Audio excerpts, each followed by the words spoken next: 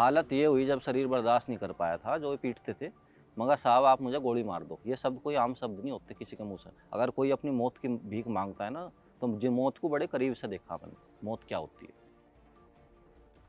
मेरे इस पे खाल नहीं थी, मेरे पैरों पे इतने डंडे डंडे मारे कि आज भी अगर मेरे घुटने से नीचे दोनों उस पर आप उंगली रखोगे तो आज भी एक एक लाठी का हिसाब मिलेगा। 12 साल बाद भी हड्डी वहीं वहीं से मेरी सारी दोनों दबी हुई है।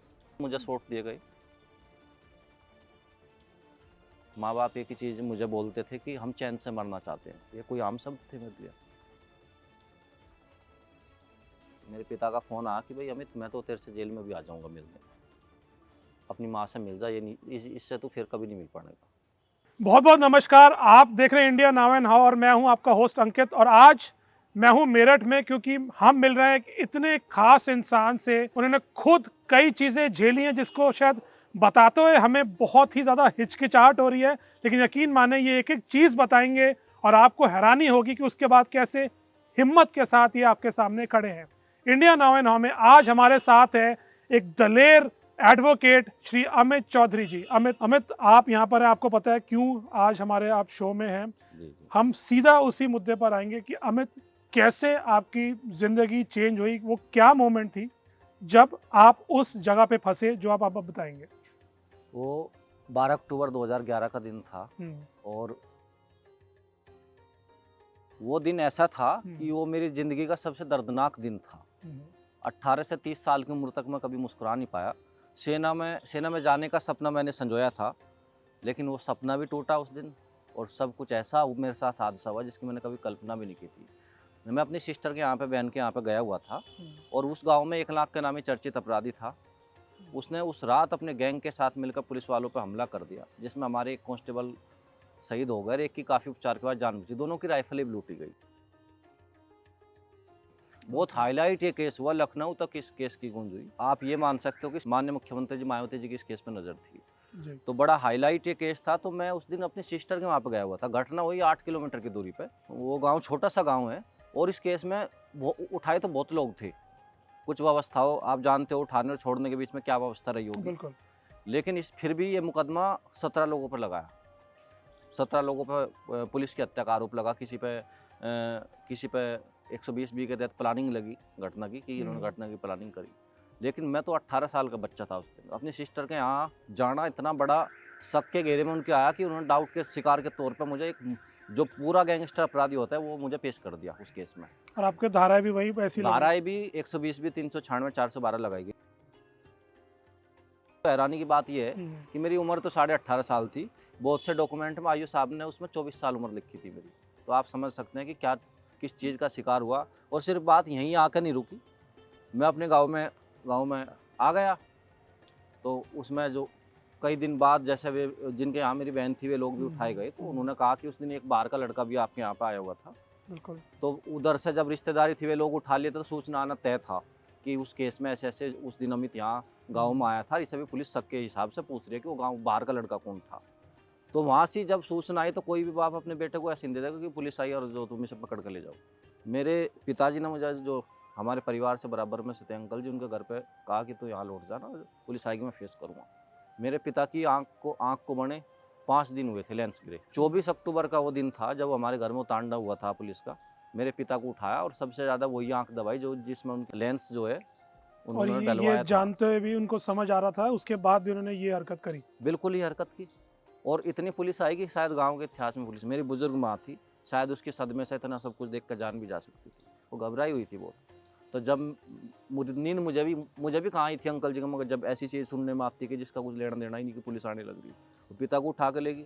तो फिर मैं जो है, मैं गांव से बाहर जो है जा भी नहीं सकता था। 18 साल का बच्चा था मैं, मेरे जेब में पैसे मेरे पास नहीं थे। मैंने 2 चीज़ महसूस करी थी वो 18 साल की उम्र में। पेट में दर्द आपके 2 ही कंडीशन में होगा, तो आपका बीमारी में होगा, दहशत में होगा। बिल्कुल। मेरे एक अजीब सी दहशत मेरे मन में थी कि मेरे से गांव भी पार नहीं हो रहा था। ऐसा क्या होगा कि सारी जगह ऐसे बता रहे थे कि वहाँ भी पुलिस, वहाँ भी पुलिस। धीरे धीरे एक बागपत का सरूरपुर गाँव है, मेरी उस गाँव की दादी थी, तो मैं वहाँ पे एग्ज़ाम दिए तो मैं वहाँ तक पहुँच गया। कुछ ही घंटे मुझे वहाँ पे गए हुए थे और वहाँ से मुझे 24 अक्टूबर की शाम को मुझे उठा लिया वहाँ से। तैयार पूरा रखा था। जत्था 47 से लेस था, सारे बुलेट प्रूफ जैकेट पहने थे। उन्हें लगा कि मेरा गांव एक 18 साल के बच्चे हाँ, के लिए एक तरह से। मेरा गांव असल में बागपत में किरठल गांव है, बहुत ही चर्चित गांव है। तो जी। उन्हें ये लगा किरठल का आदमी यार इतने इतने बड़े केस में, तो उन्होंने मेरा हुलियन जानते थे, मेरी उम्र नहीं जानते। उन्होंने सोचा अमित कोई बड़ा ही अपराधी होगा। जिस टाइम वे आए उनसे पूछा कि एक बुजुर्ग थी वहाँ पे अम्मा, मेरी जो दादी है उनकी कोई रिश्तेदार। उन्होंने कहा ये बच्चा निर्दोष है, ये पढ़ने वाला लड़का है, एनसीसी में सीबी प्रमाण पत्र बनाए, तो आर्मी में जाने की तैयारी करा। 15 दिन बाद मैं उस सपने को पूरा करने वाला था। जीडी में रिटर्न भी माफ था, मेरा स्टाफ में भर्ती सिलेक्शन होना तय था। तो मतलब बिल्कुल आप कगार पे आ गए बिल्कुल थे कगार पे, सिलेक्शन के। बिल्कुल कगार। 15 दिन बाद या तो इस देश की, भारत की रक्षा करने का संकल्प मेरे मन में था, जिस सपने को मैं बचपन से लेकर जीता था। लेकिन मुझे नहीं पता था कि मेरा शरीर भी टूटेगा और मेरा सपने भी टूटेगा। तो फिर जैसे ही ये हुआ तो मुझे वहाँ से उठा लिया। 24 अक्टूबर का दिन था। उठाने के बाद वे सीधे मुझे उस थाने में ले गए। वहाँ पे थोड़ा बहुत टॉर्चर किया उन्होंने उस रात। फिर वहाँ पे मीडिया का वो था। नहीं तो टॉर्चर पे मैं रुकूंगा क्योंकि आप कोई अपराधी नहीं थे, आप पे इल्ज़ाम था, उसके बाद भी आप कह रहे हो कि वहाँ पर आपको टॉर्चर किया। टॉर्चर तो उठाते ही शुरू हो गया था सर। वे मुझे अच्छा। जानते भी नहीं थे। हाँ। क्योंकि मैं तो 18 साल का था, जेल में जवान होकर आया 18 से 21 साल का मैं। मेरे से पूछा बेटे अमित कौन है? मैंने कहा जी मैं ही अमित हूँ। तो देखा ऊपर भी पुलिस थी, वे सारे हथियार लेकर, बड़े बड़े हथियार लेकर खड़े थे। कह रहे थे कि अरे यार ये तो हमारे बच्चों से भी छोटा है, हमने तो कोई बड़ा ही आदमी सोचा। तो उन्हें तो मेरा हुलिया भी नहीं पता था। और फिर यही बात जब घटना में एक हमारे जवान शहीद हुए तो मेरी शिनाख्त तो करानी चाहिए थी ना। एक कांस्टेबल से जो जिसकी जान बची थी, उनसे आपका पूछ लेते, शक्ल दिखा देते, वहीं की वहीं बात हो जाती। उनसे सब लोग जाकर मिले, जितना भी अधिकारी थे, जितना भी वो थे। और आईओ साहब की विडम्बना देखो केस में कि 12/10/2011 की घटना है और 12/11 को एक महीने बाद उन्होंने इस केस का जो घटना का स्टार विटनेस था उसके बयान लिए और मुझे 4/11 को जेल भेज दिया। बयान लेने से पहले जेल भेज दिया। मतलब पहले ही, और पहले भेजा, पहली पिटाई भी शुरू कर दी। पिटाई तो, और अभी बयान लिया भी नहीं। पिटाई पे मैं आऊँगा। पिटाई वो कोई आम पिटाई नहीं हुई थी, मौत को बड़े करीब से देखा मैंने। तो एक महीने बाद उनसे पूछा गया, संज्ञान लिया गया, उस एक महीने तक कुछ हुआ ही नहीं। नहीं, उठा तो हम जो 24 अक्टूबर के रखे थे। मैंने कहा ना 12 अक्टूबर की घटना है। उठाया मुझे 24 अक्टूबर को। 24 अक्टूबर से 4 नवंबर तक मेरी कहीं भी कोई गिरफ्तारी डॉक्यूमेंट में नहीं दिखाई गई। उसके बाद उन्होंने एक मन मुताबिक स्टोरी बनाई कि पुलिस टीम जो है रास्ते से जा रही थी और ईंट से फुसफुसाहट की आवाज़ सुनाई दी और हम इतने फायरिंग कर दी और हम बाल बच गए। भैया जिस पे आप आरोप लगा रहे हो पुलिस की हत्या का, तो दोबारा निशाना उसका कैसे चुक सकता? किसी का खरोंच तो आती, किसी का कोई खरोंच भी नहीं आई। एक केस और फर्जी लगा दिया। अगर सीधा हम उस पर जाते हैं कि सीक्वेंस क्या था, कि घटना के कुछ दिनों बाद आपको उठाया गया, कोई केस अभी नहीं डाला गया और अनऑफिशियली पेपरों के बिना ही 24 अक्टूबर से 4 नवंबर तक यातनाएं की गई और बुरी तरह से मारपिटाई की गई। और क्योंकि हमने सुना है कि खून रिश्ता रहता था, लेकिन कोई वहाँ पर आपको कुछ पानी तक नहीं पूछता था। ये हालत आ गई थी। हालत ये हुई जब शरीर बर्दाश्त नहीं कर पाया था, जो पीटते थे, मगर साहब आप मुझे गोली मार दो। ये सब कोई आम शब्द नहीं होते किसी के मुंह से। अगर कोई अपनी मौत की भीख मांगता है ना, तो मुझे मौत को बड़े करीब से देखा मैंने, मौत क्या होती है। मेरे लिए बहुत असहनीय पीड़ा थी वो, जिसे मुझे पता नहीं मैंने कैसे बर्दाश्त किया। लेकिन ईश्वर ने हिम्मत दी मुझे, मैं उस पीड़ा में जिया भी। और मुझे 5-6 दिन तक तो दर्द हुआ। उसके बाद जो भी टॉर्चर किया, मेरा शरीर सुन्न हो चुका था। उसके बाद दर्द हुआ जब मैं पिटाई होनी मेरी बंद हो गई। मेरे इस पर खाल नहीं थी, मेरे पैरों पे इतने डंडे मारे कि आज भी अगर मेरे घुटने से नीचे दोनों उस पर आप उंगली रखोगे तो आज भी एक लाठी का हिसाब मिलेगा। 12 साल बाद भी हड्डी वहीं से मेरी सारी दोनों दबी हुई है। या आप पैर ऐसे खोल देते हाथ के रहे, आज भी जितनी बार पैर उठाऊंगा यहाँ से आवाज़ आएगी दोनों से। ज़्यादा देर खड़ा नहीं रह सकता। ये उंगली आज भी मेरी टूटी हुई है, ये आपको गैप दिख रहा होगा, दोनों मिला दी थी। मेरे कानों पे इतना शॉट दिया उन्होंने और मेरे आधे फेस पे आज भी सूजन आती है। दिल्ली में मेरा इलाज चला, काफ़ी मुश्किल से ठीक हो पाया। एम्स में शायद आप करवा रहे हैं। एम्स में मेरा इलाज चला। तो आप सोच कर देखो कहाँ आपको शॉक्स भी आप कह रहे हैं दिए गए? हाँ बिल्कुल, मुझे शॉट दिए गए। बताया ना वो सूजन क्यों आती है मुझे चिमटी लगाते थे और ऐसे गर्दन हलती थी मेरी उसमें। और मेरे ये जो पैर थे वरना आँखों में मेरे पानी उतार दिया था 18 साल की एज में। क्या मानवता की बात करें उनसे। अब एक पुलिस जो समाज की भी रक्षा करती है और उस पर आप इन्वेस्टिगेशन भी करा रहे तो उसके ऊपर भी भार रहता है। तो ये एक बड़ी पीड़ा है, इसमें बदलाव होना चाहिए। तो अमित, हम आते हैं फिर उस दिन पर जब केस फाइनली डाला गया, बात हुई, उसके बाद भी आपको कब पता लगा कि केस डाला गया है, बात हुई है? क्या क्या बातें होती थी, क्योंकि पुलिस वाले आपस में भी बात करते होंगे, आपस में बात करते थे। और क्या आपके कानों में क्या क्या पड़ता था उस समय? मेरे कानों में ऐसी कोई बात नहीं जो आज भी मुझे याद ना हो। एक एक की शक्ल भी याद है, नाम भी याद है, और उनकी बातें भी याद है, कौन किसने क्या कहे। कुछ आप बता सकते हैं, हाँ, बताना कुछ तो ये चाहेंगे? कहते भाई तेरा कोई वारिस नहीं है। आप इस शब्द से अंदाजा लगाइए, जब 12 दिन मुझे पीटते हो लिए, कोई मेरे घर वाले इतने भयभीत थे, वे आ भी नहीं पाए, बड़े सज्जन लोग थे। तेरा कोई वारिस नहीं है भाई। तो वारिस का जो और लोग मैं छूटते देख रहा था वहाँ पे, ऐसा नहीं कि 17 लोगों मुकदमा लगा और लोग नहीं उठाए, 100-200 लोग उठाए थे। तो उनके छूटने में और पकड़ने में क्या व्यवस्था रही होगी, आप अंदाजा लगा सको। अब वो मेरे से पहले कौन पिट रहा, मेरे से बाद में कौन पिट रहा, इसकी जान कर देते थे, लेकिन जिसका नंबर आता था उसे जाना पड़ता था। उस हवालात में बंद रहते थे, बराबर में एक उनका ऑफिस था, उसमें टॉर्चर होता था।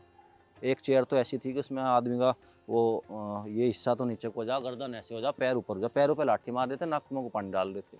मैंने 3rd डिग्री फिल्मों में सुनी थी, अपने शरीर के ऊपर और झेली है। शायद इतनी बुरी तो फिल्मों में इतनी भी नहीं बुरी सुनी नहीं, थी। इतनी बुरी नहीं। फिल्मों और में भी नहीं सुनी होगी शायद, गांधी जो को हम मारने सुन वाला रहे, आदमी, समझ रहे। जिसने एक थप्पड़ न मारा हो, हाँ। 12 साल वो जो है अपने इस कलंक में जिया हो, तो आप समझ सको कि समाज ने मुझे क्या क्या ताने मारे होंगे कि अपराधी बनेगा, गुंडा बनेगा, वापसी नहीं तो कर पहले ही आपके पाएगा। आसपास वालों ने ये मान लिया था कि आप विडम्बना तो यही है कि न्यायालय के फैसले का इंतजार नहीं देखते, सही एक ऐसा हीन भावना से देखा जा कि यदि उसने कुछ भी ना किया हो, उसे भी अपराध की ओर धकेल दे। ये चीज़ें हुई, और मैं तो काफ़ी हिम्मत भी जुटाई। किसी ने 12 साल तक मैं नहीं बोला कभी भी, किसने मेरे बारे में क्या कहा, ये नहीं कहा। अपना आप को, मेरे माता पिता ने मेरे से नौकरी नहीं मांगी। माँ बाप एक ही चीज़ मुझे बोलते थे कि हम चैन से मरना चाहते हैं। ये कोई आम शब्द थे मेरे लिए। किसी के माँ बाप किसी से क्या चीज़ मांगते हैं, किसी के माँ बाप क्या चीज़ उसका सोचते हैं कि उसका बच्चा एक अलग बुलंदी पर है। मेरे माँ बाप भी इस केस में, उन्होंने भी 12 साल सफ़र करा। उन्हें बाप और बेटे का रिश्ता ऐसा होता है कि जो कुछ उन्हें समाज ने प्रताड़ना के शब्द कहे भी होंगे, तो उन्होंने अपने बेटे से शेयर नहीं की होगी वो बात।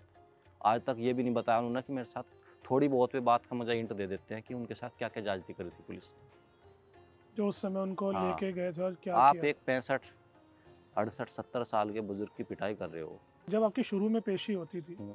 और कई दिन ऐसे निकलते थे जब शरीर से मतलब खून रिस रहा होता था, दाग तो छोड़ दीजिए, बहुत हालत खराब थी, शायद आप खड़े भी नहीं हो पाते होंगे उस टॉर्चर के बाद। नहीं हो पाता था। तो उस समय मेडिकल टेस्ट होते हैं, उस समय बहुत चीज़ वो होती है, मैं जब आपको चीज़ ट्रांसफ़र किया जाता है बड़ी जेल वो में। चीज़ मैं आपको बताता हूँ विस्तार से। 24 अक्टूबर से हम्म, और 4 नवंबर तक हम्म, वो एक ऐसी असहनीय पीड़ा थी, शायद उसमें मैंने कितनी बार अपनी मौत को मांगा उनसे कि आप मेरा गोली मार दो। नहीं, उन्होंने ऐसा नहीं करा। शरीर का ऐसा कोई हिस्सा ही नहीं बचा जहाँ उन्होंने जख्म लगे। जो बताया ना कि मेरे बैक साइड में खून और मांस, लोअर मेरा बिल्कुल भीगा हुआ था, पैरों से मैं जो है चल भी नहीं पा रहा था। और ये उंगली है ना, कई महीने के बाद इनके सूजन उतरी है, ये आज नहीं मिलने की मेरे से पीछे। और उसने मिला दी थी, आज एक तो आज भी टूटी है। इतना ही तीन उंगली में दर्द हुआ, इतना ही से एक अकेली में हुआ जो टूटी। ये भी हमने सुना था कि कोई डॉक्टर भी कुछ खास थे जो मिले हुए थे, जिन्होंने एक फिटनेस सर्टिफिकेट जो देना होता है कि नहीं ये फिट है भी खड़े होने के लिए कोर्ट में या नहीं, उसमें भी हेरा फेरी करी, वहाँ तक बात पहुँची थी। वो पहले 3 नवंबर से शुरुआत करता हूँ मैं। 3 नवंबर की रात, ऐसी रात बीती है हमारे ऊपर। उस थाने की अवलात पे कांस्टेबल की ड्यूटी लगी हुई थी। उसने 1 मिनट के लिए पलक नहीं हमें झपकने दी। और सुबह जो हुई, सुबह पूरा दिन पिटाई हुई, हिप्स पे खाल नहीं छोड़ दी, पीएससी का डंडा बजा। सुबह फिर उस दोपहर के टाइम में हमें वहाँ का जो जहाँ पे मेडिकल होता है, वहाँ पे थाना बान का जो सरकारी अस्पताल था, उसमें ले जाया जाता है। और डॉक्टर साहब वे जो वहाँ पे मरीजों की लाइन लगी हुई थी, तो अंदर इतना डंडा बजाया जो इस केस के आईओ थे उन्होंने, अंदर डॉक्टर के सामने इतना डंडा बजाया कि बड़ी प्रताड़ना से, तो वो जो कुर्सी रखी थी प्लास्टिक की, वो ऊपर से टूट गई थी, इतनी तेज डंडा था। फर्श पे मैंने कहा साहब मेरा वॉशरूम आ रहा है, वॉशरूम में लेके वहाँ मेरी कमर में 2-3 डंडे मारे।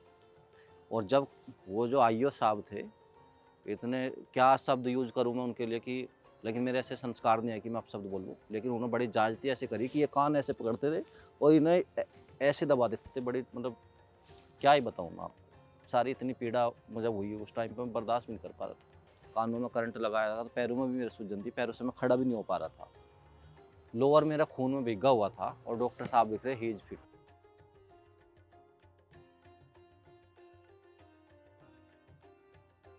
जब खून निकलता था उन 15-20 दिनों में, हाँ, तो कोई कुछ दवाई मिलती थी या वो जो अपने आप रुक रहा है वो अपने आप रुक रहा है? खून रिस रात रिस नहीं तो वही मैं जानना चाहता हूँ। नहीं, उसमें कोई जो कोई आयरन कोई दवाई नहीं।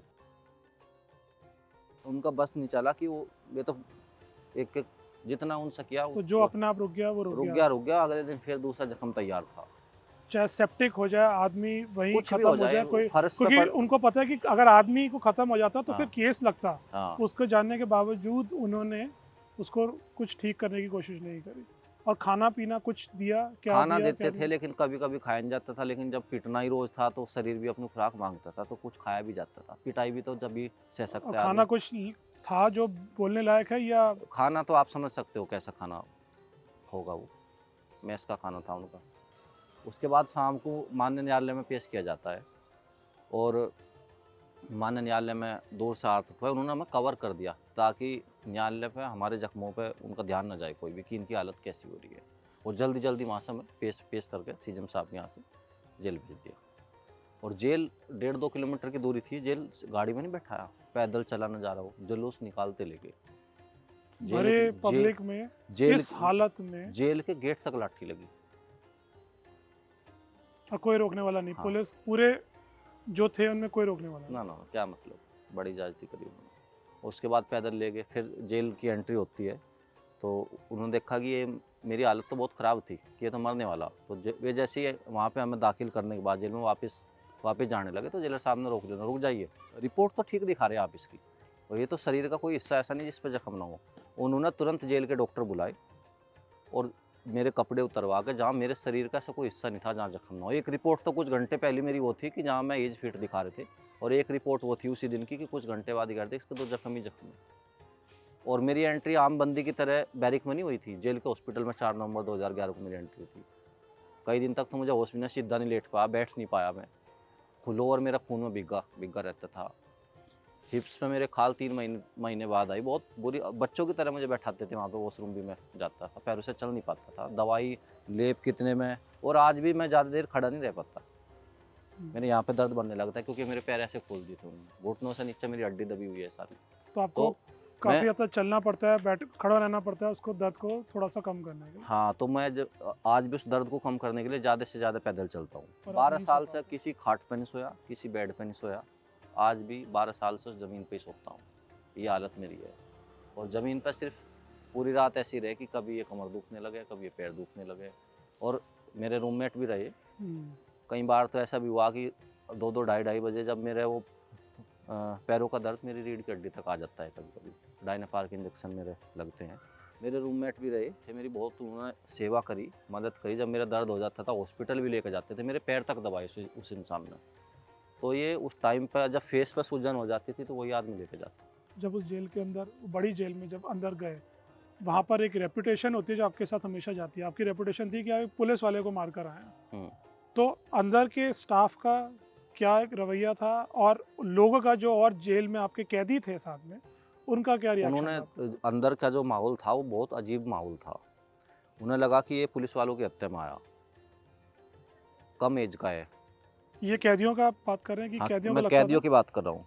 उनको लगता था कि पुलिस वाले को आप मार के आए हैं तो आप कुछ खास ही हैं। और ये क्या नाम, इसकी एज भी कम है तो क्यों ना ऐसा अपना शूटर बनाया जाए। तो बहुत से खुश थे आपको देखो, वो खुश थे। बहुत से गैंग ने जो है मासी नहीं होते भी दिए कि हमारे गैंग में आओ, लेकिन मेरा मन ऐसा नहीं था। मैं अपना रास्ता इंडिया किसी को मुझे क्या करना। अब मैंने शुरुआत में कुछ दिन ये कहा, मेरे से कोई पूछता था भाई तुम बाहर जाके क्या करोगे, मैंने कहा मैं वही काम करूँगा जो पहले करता था। तो फिर एक आदमी ने मुझे कहा कि जो लोग जो भी सुनना चाहता है उसे वही बात सुना। तो जैसी बात करते थे ऐसे ही मैं जवाब देता था। बाहर आकर जो मेरा रास्ता था शिक्षा का अधूरा, उसी रास्ते पे मैं दौड़ा। जब मैं गांव जेल से आया, जेल से आने के बाद मुझे देख के गांव में गेट बंद हुए। अमित आ गया, अपने बच्चों को मेरे पास आने से रोकने लगे सब। बाजार में मैं 1-2 बार गया, एक जूस वाले के यहाँ पे जूस पी लिया, उसने पैसे नहीं लिए। मैंने कहा पैसे ले ले, मैं आज के बाद जूस नहीं पीने का। मुझे नमस्ते करी, मेरी जो पिता से बड़ी उम्र के थे उन्होंने नमस्ते करी। मैंने कहा आप नमस्ते क्यों करिए, ऐसी क्या खास बात है।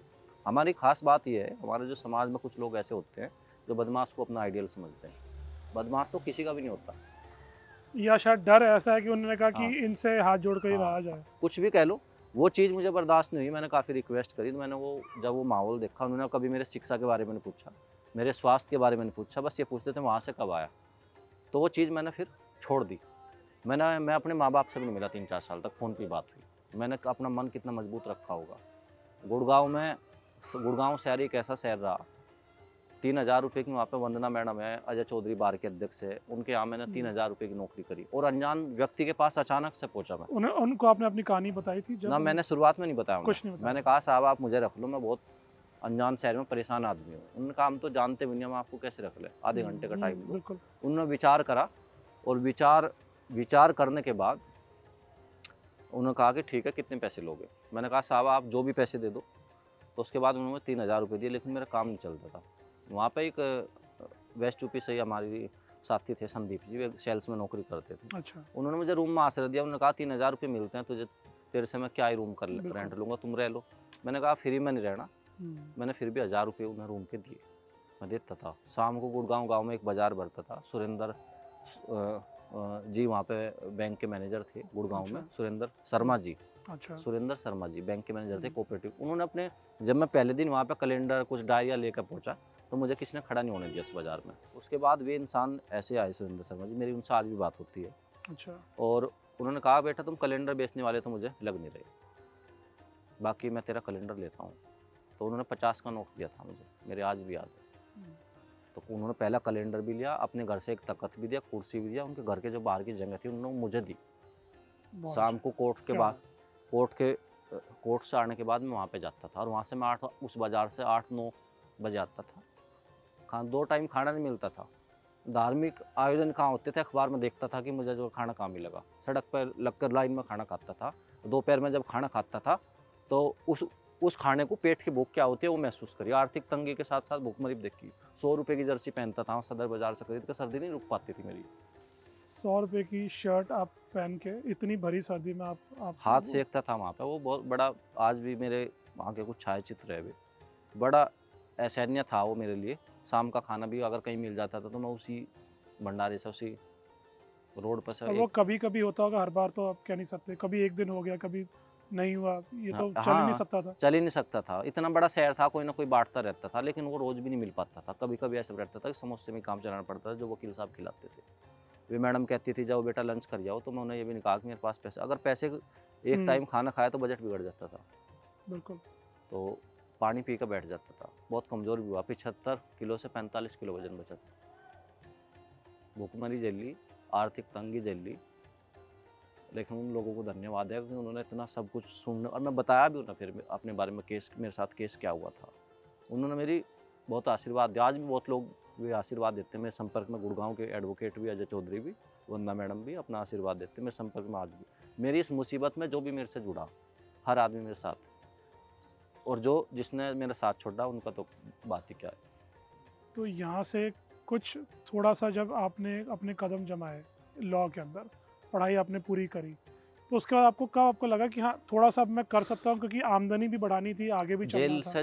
जेल में जब मैं एक दिन परेशान था, सेना में टूटा हुआ शरीर था, टूटे हुए सपने थे, और वापसी भी करनी थी और दाग भी मिटाना था जिसका कोई लेना देना नहीं था। तो जेल में मैं अपनी पीड़ा के साथ साथ और लोगों की भी पीड़ा देखी जिनके पास वहाँ पे जमानती नहीं रहते थे। कोई कपड़े धोता था, कोई कुछ करता था। बहुत फैमिली मैटर में देखता था, बहुत से निर्दोष लोग आते थे। ये सब मैंने पीड़ाएं देखी वहाँ। तो मैं अंदर ही सोच लिया था कि बाहर जाकर एडवोकेट बनना और ये जो अपने लिए खुद लड़ना। 3,000 रुपये से फिर आगे कैसे? अब वापसी मैं आपको बताता हूँ। मेरी जेल से रिहाई 14 मार्च 2014 को हुई थी। उसके बाद मैं कुछ ही महीने आ रहा मैंने बताया था कि मुझे माहौल थोड़ा अजीब लगा तो मैं छोड़ दिया। BA सेकेंड ईयर का उस टाइम पे मैं छात्र था। 12, 13, 14 में जेल में रहा। 3 साल की डिग्री हम 6 साल में कंप्लीट कर सकते हैं। मैंने जेल से बाहर आते सबसे पहले अपनी स्नातक की पढ़ाई पूरी करी 2015 में, और 2014 में एडमिशन लेने के बाद मैं गुड़गांव चला गया था, एग्ज़ाम देने आया था। तो मेरी वापसी जो गुड़गांव से हुई वो 22 नवंबर 2015 को मेरठ में हुई। और मेरठ का मेरे भाई के मित्र रहे यहाँ प्रशांत जी, MSc फिजिक्स के छात्र थे। उन्होंने कुछ दिन मुझे अपने पास आसरा दिया। फिर मेरा एडमिशन हुआ तो मैंने अपनी व्यवस्थाएँ करी। तो वे मुझे KP हॉस्टल का 48 रूम नंबर था, उस प्रशांत भाई के पास लेकर आए थे। वो जो मेरे लिए अनजान शख्स था, लेकिन वो आया, जीवन में दोस्त बनकर था, आज परिवार का हिस्सा है। और उनका पूरा ही परिवार मेरा बहुत ही लगाव करता है।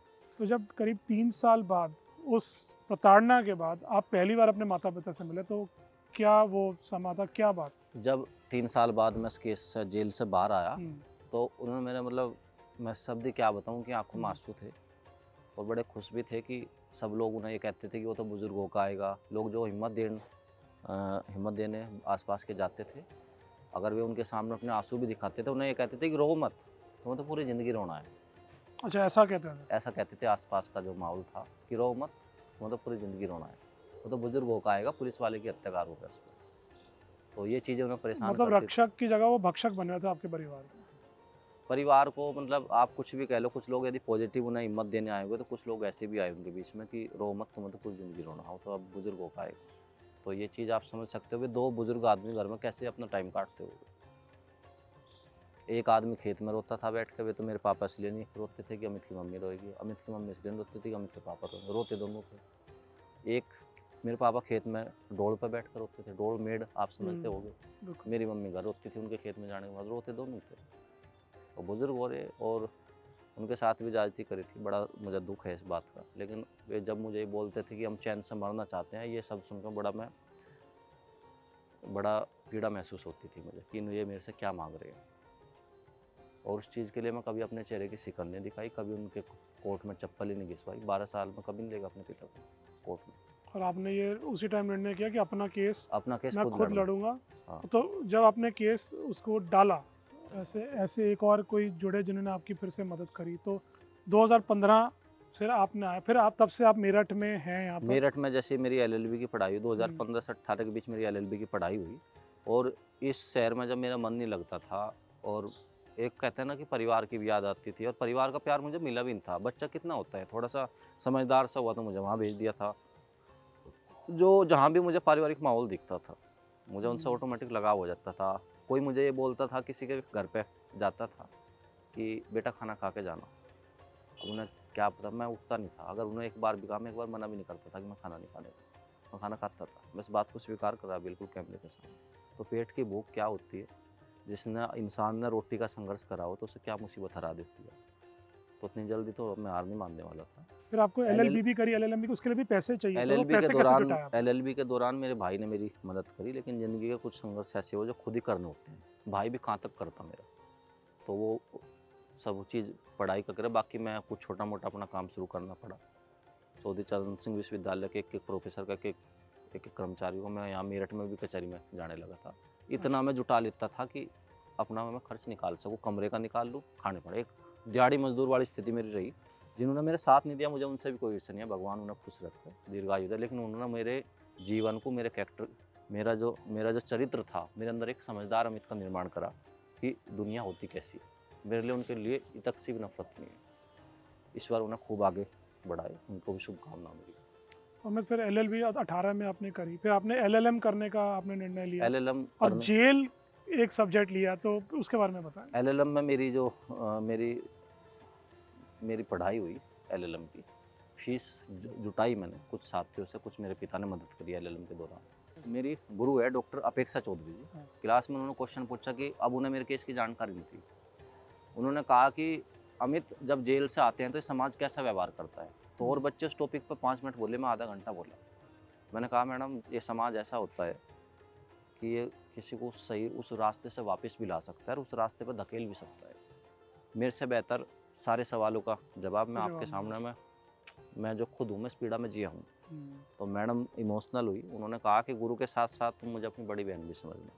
तो उनका आशीर्वाद मिला। फिर उन्होंने कहा कि तुम रिसर्च किस चीज़ पर करना चाहोगे, डिसर्टेशन जो थीसिस हमारी LLM में बनती है।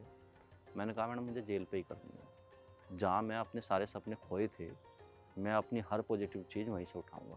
तो मैंने भारत में कैदियों के अधिकार एवं कारागार व्यवस्था पर विश्लेषणात्मक अध्ययन, मैंने उसी टॉपिक पर रिसर्च किया। तो जिस जेल में मैं कभी गया था, तो मैंने उस जेल को अपनी ज़िंदगी से जोड़ा। एडवोकेट बना तो उस जेल को मैं ज़िंदगी से जोड़ा अपनी। चौधरी चरण सिंह विश्वविद्यालय के पीछे जेल की दीवारें दिखती है। तो 2011 से 2024 साल गया, तो आज भी वे जेल की दीवारें मुझे दिखती है बाहर से भी। मुझे वो अंदर की पीड़ा महसूस होती है कि और मेहनत करनी है। वो जीवन कैसा था, ये जीवन कैसा था। ये मेरा दूसरा ही मानो आप जन्म हुआ। बिल्कुल दूसरा जन्म हुआ, और इस दूसरे जन्म में मैं वो अपना हर अच्छा कार्य करना चाहता हूँ। तो क्या आपके मन में क्या 2019 चल रहा था? 2019 से पहले मेरे केस में एडवोकेट थे और बाद में भी रहे सहयोगी के तौर पे, लेकिन माननीय न्यायालय के सामने अधिकांश बात में खुद ही रखता था। और एक वाक्य मैं इसमें आपसे शेयर करता हूँ, जो इस केस के आईओ साहब है, वे एविडेंस करने आते हैं कोर्ट में। उन्होंने मेरे से हाथ मिलाया, वकील साहब नमस्कार। मैंने कहा नमस्कार। वकील साहब आप किसकी तरफ से हो? मैंने कहा आप मुझे नहीं जानते? करे ना। मगर आप मुझे नहीं जानते? अब नहीं। मगर मैं वही अमित हूँ जो खून से लथपथ होकर फर्श पे पड़ा था और तुम्हें कहता साहब गोली मार दो। तो तब ऐसे देखने लगे। फिर अंदर कोर्ट में माननीय न्यायालय के सामने वो आपको पहचान नहीं पाया? पहचान इतने दिन आखिर शक्ल के आगे रहे, हम्म। आपको देखते रहे, लेकिन आपको पहचाना नहीं हुआ। पहचान तो कैसे, झूठ पर दीवार खड़ी कर रखी थी। उन्हें यही नहीं मालूम था किसका नाम लिख रखा तुमने, किसका नहीं, किसका ओलिया क्या है। उम्र मेरी 24 साल लिख रखी थी, मेरी 18.5 साल फाइल में। तो उनको तो अपनी ज़िंदगी का सबसे बड़ा शौक लगा होगा जब उन्होंने देखा कि ये काली वर्दी में मेरे सामने खड़ा है। वो समझ तो गए होंगे कि आप ऐसे किस लिए आए हैं, क्यों खड़े हैं आप। ऐसे देखने लगे और वो झूठ का भी सहारा लिया हमने। न्यायालय में ऐसी बात नहीं, बहुत वार्तालाप हुई। इस केस का एक पात्र और मैं आपसे शेयर करना चाहता हूँ। तो उनसे माननीय न्यायालय ने पूछा कि बताइए आप मुझे ये। तो उन्होंने अपने बयान देने शुरू करे। तो हमारी ओर से कहा गया कि 12/10/2011 की घटना है और 12/11 को आपने पहली बार बयान ली और अमित को जेल भेज दिया आपने जो है 4/11 में। आपने ऐसा कैसे समझ लिया कि अमित ही था घटना में? बेसिक एरर किया उन्होंने। हाँ, तो जवाब नहीं दे पाई, ऐसे चक्कर काटने लगे। फिर उन्होंने कहा कि मैडम अमित का आपराधिक इतिहास है साहब से, माननीय न्यायालय के सामने। तो माननीय न्यायाधीश महोदय ये बोले कि आपने मेंशन क्यों नहीं किया सर? उन्होंने कागजों में मेंशन पन्ने पलटे हुए। फिर हमारी ओर से ये बोला गया कि हिंदुस्तान के किसी भी थाने में इस घटना से ना पहले ना बाद में एक शांति भंग का मुकदमा दर्ज नहीं। उसके बाद वे फिर कुछ मिनट रुके, उसके बाद बोले माननीय न्यायालय के सामने। तो जब माननीय न्यायालय ने कहा कि अगली तारीख पर आप इसकी क्रिमिनल हिस्ट्री लेकर आना, तो वे बोलने लगे कुछ रुकने के बाद, साहब है नहीं इसका आपराधिक इतिहास। तो माननीय न्यायाधीश महोदय को गुस्सा, उन्होंने अपना पेन ऐसे रखा और पूरी लताड़ लगाई कि तुम्हें शर्म नहीं आई? मजाक चल रहा है यहाँ? 396 का मुकदमा है, इसमें फांसी तक की सही, अगले की सांस अटकी हुई है, तुम झूठ बोल रहे हो। तो ऐसे चक्कर काटने लगा। तो ये सब तक हुआ। और व्यवस्थाएं आपको क्या बताऊँ, सिर्फ वो जो ट्रायल चलता है, वो फाइल में ट्रायल नहीं चलता, वो मेरे दिल से, मेरे शरीर से, मेरे जहन से होकर गुजरा हो। मैं जब सामने हमारे सरकारी वकील साहब भी थे, बड़ी ईमानदारी की वे पटकथा लिखते थे। जितना उनसे प्रयास हुआ उन्होंने गवाह तक भगा दिए। अच्छा, माननीय न्यायालय को गुमराह करते थे, गवाह को ही गवाही करने आ भी जाता था तो वापस। तो आपके साथ वो 16-17 लोग और थे कुछ, कोई कहीं ना कहीं कोई गवाही, कोई ऐसा कोई जो आपको हेल्प कर सके, कोई आ पाया? नहीं, मैं 16-17 जो आदमी 17 इसमें आरोपी हाँ। बनाए गए थे, उसमें से जो मुख्य आरोपी था उसका एनकाउंटर पुलिस ने कर दिया था। उसके पिता की कैंसर से मृत्यु हुई और 2 लोगों की, और जो मुख्य अभियुक्त थे उनकी भी कैंसर से मृत्यु हुई। एक को आजीवन कारावास की सजा हुई। 10 लोगों से मेरा कोई वास्ता नहीं था। इस केस में एक निर्दोष व्यक्ति फंसे हुए थे दिल्ली पुलिस के, संजय, जो क्राइम ब्रांच में रहे। घटना वाले दिन ऊन टूटे थे। उनसे मैं वार्तालाप इसलिए करता था क्योंकि वे पढ़े लिखे आदमी थे। अच्छा। और वे जो थे उनसे, वे फंसे हुए भी जो अन्य व्यक्ति थे 10 लोग, वे भी, लेकिन उनसे हमने कभी मतलब नहीं रखा, ना मैंने रखा ना संजय ने रखा। वे लोग, उनके लिए तारीख ऐसी थी कि आप तारीख पर जाओ, इस केस का फैसला ना हो, और चाट पकौड़ी खाकर उनके लिए तारीख पिकनिक थी जो अन्य 10 लोग बस थे। इनको घसीटते जाओ और लगाए और रखो। मेरे कितने थे, उनके बच्चे थे जो बाकी के 10 लोग थे। सबसे कम उम्र का मैं था, सबसे शिक्षित मैं था, बेकार सब कुछ मेरा होता। संजय के प्रमोशन रुक रहे थे मेरे सामने, तो मेरी पूरी ज़िंदगी थी। तो वे तो कभी ये भी नहीं चाहते थे कि इस केस का कभी फैसला है, ये था कि पूरी ज़िंदगी चलता रहेगा। तो इन्होंने, जब न्यायाधीश को पता लग गया कि इस केस में सिर्फ फ्लॉज ही फ्लॉज हैं, सच असल कुछ नहीं है, तो फिर उनका एक फैसला आया। 19 सितंबर की वो लास्ट डेट हुई थी इसमें, उसमें फैसले की तिथि मुकर्रर। तो 19 के बाद मैं अपने परिवार को नहीं बता पाया क्योंकि मेरे बुजुर्ग माँ बाप थे, वे जो परेशान होते। तो मैं 19 के बाद 22 तारीख को गांव में फ़ोन मिला कि उनका भी जानने का हक है, क्योंकि अब से पहले मैंने उन्हें कोई भी तारीख अपने केस की नहीं बताई थी, केस किस स्टेज पे। अच्छा। मेरे मन में जितना प्रयास एक एडवोकेट होने के नाते सूझबूझ तरीके से जो सारे जतन में कर सकता था वो मैंने किए। फिर भी मेरे मन में आया कि प्रशासन का मामला है, झूठ का पुलिंदा है और पता नहीं न्यायालय का क्या फैसला आएगा। चल अमित, उन्हें जानने का हक है, कल को ये ना कहे कि अमित के साथ गड़बड़ होगी, अमित ने हमें बताया नहीं। तो मेरे पिता का गांव से फ़ोन आया कि भाई, क्योंकि वे गांव वालों ने इतने डरा दिए, उन्हें फैक्ट नहीं पता था, फाइल नहीं पता था, मेहनत नहीं पता था, केस की सच्चाई नहीं पता था। गांव वाले ने ऐसा माहौल तैयार किया कि कि कल तो अमित को आजीवन कारावास या जो भी सज़ा माननीय न्यायालय देगी वो हो जाएगी, और आज अमित का आखिरी दिन ही मानना बाद है। और फांसी भी हो सकती है, कुछ भी हो सकता है। आप सेक्शन कुछ 396 भी था हो जो सकता है। वो माननीय न्यायालय के हम्म। विवेक के ऊपर निर्भर था। तो मेरे पिता का फ़ोन आया कि भाई अमित, मैं तो तेरे से जेल में भी आ जाऊँगा मिलने, अपनी माँ से मिल जा, ये नहीं इससे तो फिर कभी नहीं मिल पाएगा। तो मेरे मन में भी फिर ये आया, 3 साल हो गए थे मुझे गाँव में गए, 4 साल हो गए थे, 3 साल हो गए थे, कि बड़े से बड़ा काम माँ बाप का आशीर्वाद लेकर सिद्ध होता है। तो 26 को जैसे ही मैं गाँव में गया, मेरे साथ एक मेरे दोस्त भी गए थे, तो माँ बाप मेरे गेट में ही, मेरे आने से पहले गेट में खड़े थे दोनों, और दोनों रो रहे थे। मतलब मैं ये मानो कि वहाँ 20 मिनट रुक पाया, उन 20 मिनट में उनकी आंखों की बेबसी, वे आशीर्वाद दे सकते और थे, उनको हर तरह का डर उस टाइम पे हर लग तरह रहा का डर। उन्होंने शायद जब से सुना 22 के बाद उन्होंने खाना खाना भी छोड़ रखा हो, जो मुझे महसूस हुआ। तो उनकी आंखों में वे आंसू देखे और बस हिम्मत देख आया था कि मैंने जो मैं प्रयास कर सकता था, आप कहते थे कि हम चैन से उस काम पे, और मैं अपना दाग मिटाने के लिए जो प्रयास मैं कर सकता था वो मैंने सारे जतन किए।